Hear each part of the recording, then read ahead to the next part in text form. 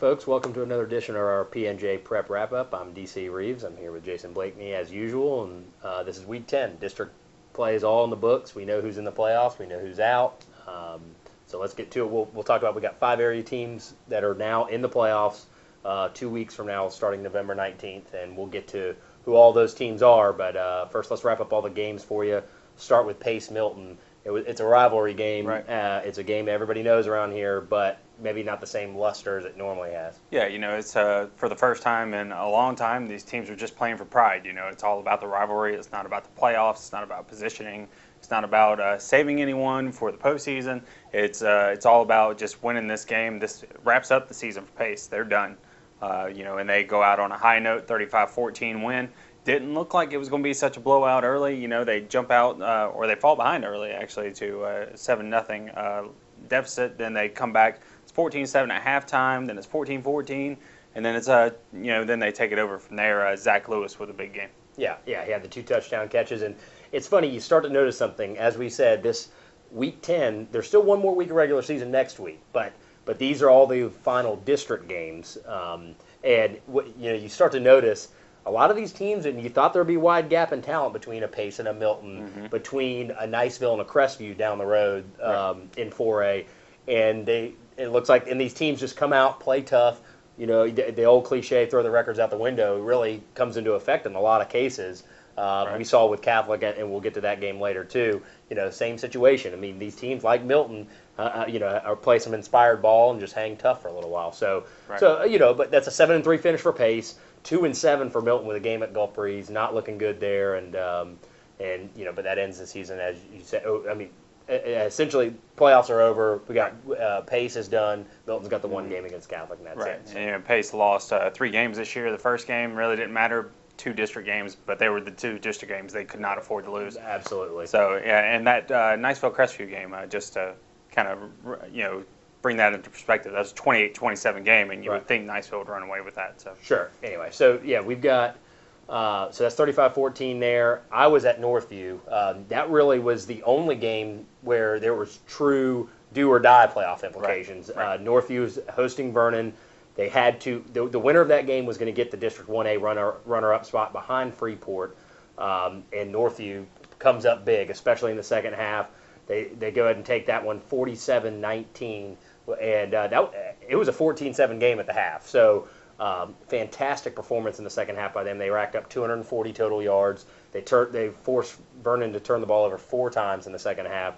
They only allowed 1 first down and 32 total yards to Vernon. I mean, that's about as dominant as you can be. That was all led by our fullback Roderick Woods, who had 107 rushing yards, 29 receiving yards, 4 total touchdowns. Impressive performance when they really needed it the most. Right, and you were telling me earlier about how impressive their offense was with the misdirection, and never really knowing who gets the ball. It being hard to tell from a distance who has the ball, let alone if you're right up in the middle of that pile, run that double wing. So one thing about that is early in the year it was the Dustin Uhas show. That's that's when you thought Northview. That's what you thought. He had all the big plays. Now some other guys are starting to step up, and it's at a perfect time. They're getting ready. They're going to go into the playoffs. They have to go on the road. They've already got a couple of road wins, so you'd have to think even a win like this against a team that was scoring so many points coming in, 50-plus points in like the last 3 games was their average, to shut them down like that, that's got to be a huge confidence builder going forward. Yeah, and I mean, those 19 points, one was a kick return in the second half, another was a touchdown in the fourth quarter that when the game was already all settled. So, I mean, really, they only held them to about 7 meaningful points. Right. Speaking of playoffs, they'll go to Bluntstown in the first round on November 19th. A winnable game. You hate to go on the road in those situations, but that's the road you get when you're the runner-up. Right. So, anyway, impressive win by Northview when they needed it. Also, we had Catholic on the road at Chipley in a District 1-2B game. You talk about, as we said, you throw the records out the window. These district teams pull out all the stops no matter what. Last week, Chipley lost to Holmes County, a 1A team, 14-7. Right. This week, Catholic only beats Chipley 14-7. So, Catholic, the toughest game they played all year, had to sneak one out on the road. Devin Duke scored both touchdowns for them. And what that means for Catholic is that they're the District 1-2B champions. They will now host the first round, host the state semifinal, which is the third round in District 2B, which is a potential matchup against Jacksonville Bulls. Right. So that's big for them. They might have to go on the road in round 2, but hey, survive in advance. It's not the style points that you normally see from Catholic. All the points, all the yards, all the touchdowns, but a win's a win, I guess. Right, yeah, and they have a game next week against Milton. You wonder how many of their guys actually see the field. They've been banged up a little bit this year, something they avoided last year. They didn't have a whole lot of injuries last year, so we never really got to see any of their depth. This year, you have to wonder maybe how many of those guys, Sean White, Marquise Sumler, the guys that have been banged up this year, how much are they going to play, and how much does this game next week mean to this Catholic team? True. You've got to balance that on one end. On the other end, Catholic had upwards of 20 penalties. They had some bad miscues, some rust. Maybe that was caused by the defense. Maybe it was caused by shooting themselves in the foot. But you got to ask yourself, do you want your starters to rest after a performance like that? So yeah, it'll be interesting to see what head coach Craig Seibert does there. But hey, 9-0. Lock up another district title. I think that's 6 in a row now. Seibert's won district titles all 5 years he's been there. So, fantastic performance by them, and, they'll be moving on. So, let's get to your game. You were at Pine Forest for Escambia at Pine Forest. Right. Pine Forest, we already knew they were in the playoffs. We already knew they were going to be hosting as district champs, but, another ho-hum, excellent performance by that offense at Pine Forest. Yeah, and again, they're having to overcome turnovers. They had 2 muff punts in the game. Unbelievable. Luchez Purefoy drops 1. The only thing he did wrong in the entire game, he was great at cornerback. He was great at quarterback. His only mistake was that muff punt. They had another one that hit a Pine Forest player off the bounce that wasn't looking for the ball. They had a couple more fumbles. They had an interception on a receiver running a wrong route at the end of the half. It was just so many different things that went wrong for them, but they did so many things right. They're such a talented team. You had Joseph Hunter, 2 interceptions on the game. It's one of those things where Pine Forest just out-athleted Escambia. Darius Jones for Escambia came into the game. In the beginning of the game, Pine Forest was having a little trouble figuring him out. Got him figured out, actually, to the point that Joey Cannon came in for Escambia at quarterback. They're getting ready for PHS next week. Escambia is going to try to win the Wash Hub.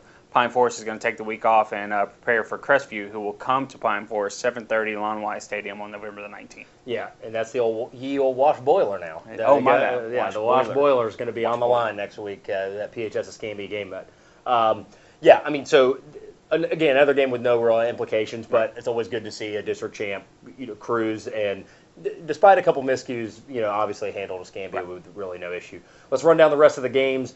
No other games. It's sort of surprising. Usually this last district week, there's a lot more excitement in terms of playoffs. This was just one of those weird years where a lot of things were already decided before this final week. But let's run down the rest of those scores for you. We had Navarre, the District 1-4A runner-up, who will now go on the road to Niceville in the first round of the playoffs.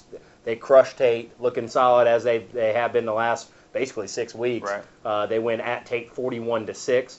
We had Choctaw get a little scare from Gulf Breeze. That was Choctaw cruising early. They're the 1-3A runner-up behind PHS. Choctaw is, but had to hang on 28-26 over Gulf Breeze. That was 21-0 at halftime. So. Right, exactly. So nice effort. I think Mitchell DeCozen, the running back for Gulf Breeze, had 4 touchdowns. So he's had a couple 4-touchdown games. So they gave it their best shot there, but that just comes up short. And now they've got their last game against Navarre. So got 2 Panama City teams coming over to Pensacola to get wins. We had Rutherford knocking off Washington. No, I'm sorry. Rutherford knocking off West Florida 25-21, and we had Arnold knock off Washington 42-14. And then also we had PHS 35-0 at Panama City Bay. That locks up a perfect district record for PHS, and that actually ties. That's 23 straight wins for PHS. That's ties the longest streak in school history. And they can break the record with the old wash boiler. They can put the record in the wash boiler. Oh, I don't think I would do that. No, you can't. No, I wouldn't do that. All right, and then the last game we had Baker 50, Jay 14. Jay now 0-9, and they'll finish up the season at Weewahitchka next week. So you got to have a couple of notes here. First of all, I went undefeated on the picks this week. Okay, got every one of them right. Second of all, let's run down the playoff matchups. Yeah, all right, let's do that. Well, let's break down where everybody's going. We got our 5 teams. We'll start in 1-4A. We've got, as we've mentioned through the video, we've got Pine Forest hosting Crestview. All these games are at 7:30, and at least the ones here, unless they were in Eastern all of time. them. It's state mandated 7:30 and on November the 19th. Right. So Pine Forest will host Crestview. Correct. Navarre will go to Niceville. That's our 1-4A teams. In 1-3A, Jacksonville Andrew Jackson will travel over to PHS. They played a great game last year, 7-6. I think Andrew Jackson lost a lot of that talent that was on that team. PHS not looking like they did. No. So PHS will host Jacksonville Andrew Jackson the first round of the 3A playoffs. Catholic in 2B will host Fort White. That's on November 19th at 7:30. And the last game would be Northview going to Bluntstown in 1A action there. Again, another 7:30 because that's a Central Time game. Right. So those are your 5 teams right there, and those are the 5 teams with something left to play for. Right. And next week, a couple of rivalry matchups. You kind of feel like maybe the way the FHSAA sets this up now, where there's a week after district play, maybe some of these games lose a little bit of luster. But, it's still rivalries, and it'll still be interesting to watch. The Wash Boiler, you got the Battle of South Santa Rosa County with Navarre and Gulf Breeze. Gulf Breeze definitely having something to play for there to prove that they can hang with the big boys, Navarre being a playoff team this year. Right.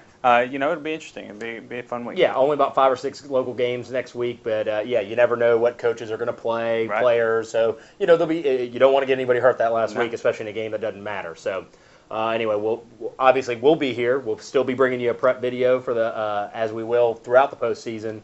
So make sure you check that out as you always do on Friday mornings, and then also on Saturday mornings. Check us out for the wrap-up video, our Check My Stats Players of the Week, all sorts of stuff. We got everything going on. We're a well-oiled machine nowadays, except for your picks. Yeah, how much better can you get than perfect? Come on. So anyway, thanks so much for joining us, folks, and we'll see you next time.